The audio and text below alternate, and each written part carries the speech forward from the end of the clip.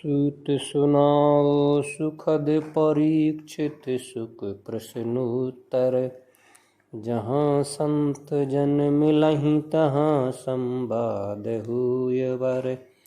गंग यमुन मिल हर महापातक who भारी।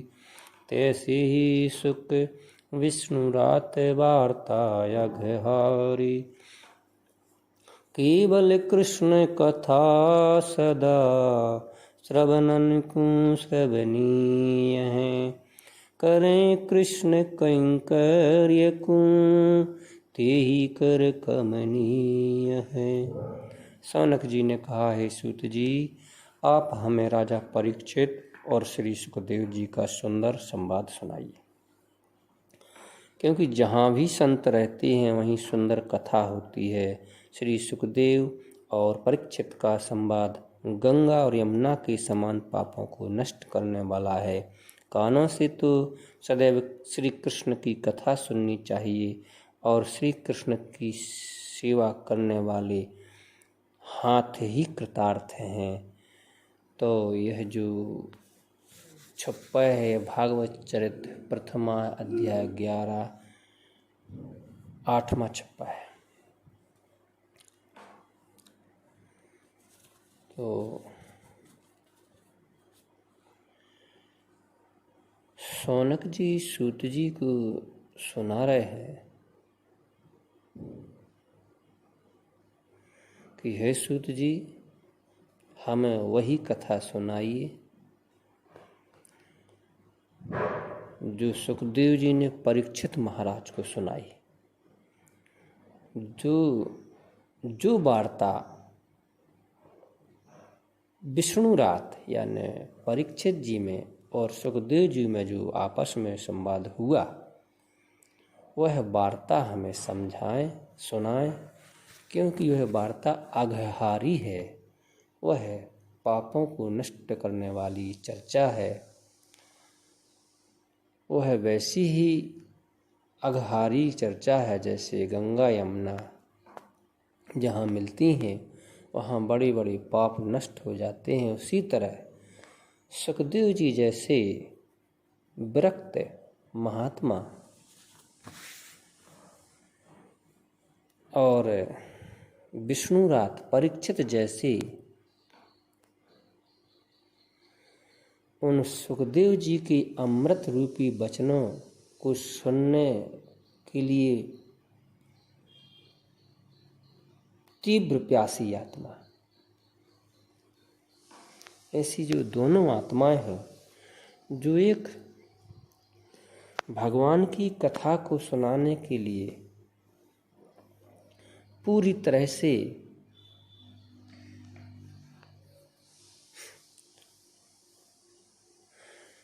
पात्र हैं, पवित्र हैं, शुद्ध हैं, जो वक्ता में जो गुण होने चाहिए वह सुखदेव जी में पूरी तरह से व्याप्त है। और जो उस पवित्र कथा को जो सुनने की जो पात्रता है वह परीक्षित जी में पूरी तरह से व्याप्त है।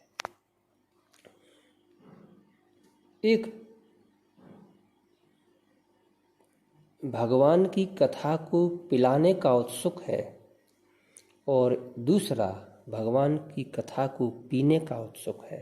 दोनों की जोड़ी अद्भुत है, इसीलिए वह अघहारी कथा है। और महत्वपूर्ण बात यह है कि केवल कृष्ण कथा सदा, जो भगवान की कथा है, केवल वही कानों को सुनने योग्य है। ऐसा क्यों है कि भगवान की कथा ही केवल कानों से सुनी जाए और कुछ न सुना जाए? ऐसा क्यों है? क्योंकि भगवान का एक नाम ऋषिकेश है। ऋषिकेश का मतलब होता है इंद्रियों के स्वामी। भगवान इंद्रियों के स्वामी हैं, तो जो इंद्रियां हैं जब वो अपने स्वामी की सेवा करने लगती हैं और इंद्रियों के द्वारा अपने स्वामी की सेवा का अर्थ है कि भगवान की कथा इन कानों के द्वारा सुनना ही यह भगवान की सेवा है। और जो कान जो है वह तभी कृतकृत्य होंगे, तभी धन्य होंगे जब वो अपने स्वामी की कथा प्रेम से सुनेंगे। और कानों के लिए और दूसरा कृतकृत्य होने का कोई साधन नहीं है, केवल कृष्ण कथा ही श्रवण को, कान को धन्य कर सकती है, कृतकृत्य कर सकती है। इसी तरह जो हाथ है वो केवल भगवान की सेवा के लिए ही मिले हैं, क्योंकि इंद्रियों के स्वामी भगवान है। तो यदि जो हाथ भगवान की सेवा करते हैं वही हाथ केवल धन्य है। तो दोनों चीज़ें, भगवान की कथा कानों से सुनी जाए और भगवान की सेवा अपने हाथों से की जाए, यही वास्तविक जीवन है।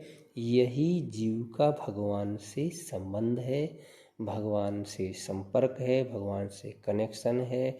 जैसे भी कैसे भी हरि नाम लेकर भगवान से संबंध बनाओ, भगवान की कथा सुनकर भगवान से संबंध बनाओ, भगवान की सेवा करके भगवान से संबंध बनाओ, बस वही जीवन सार्थक है।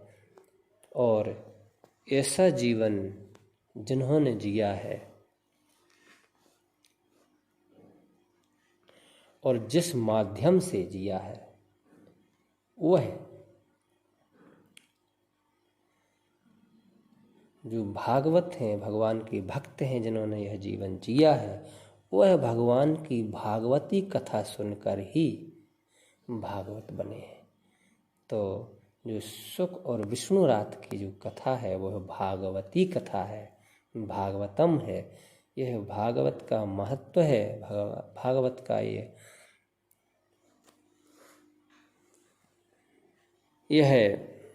जीव को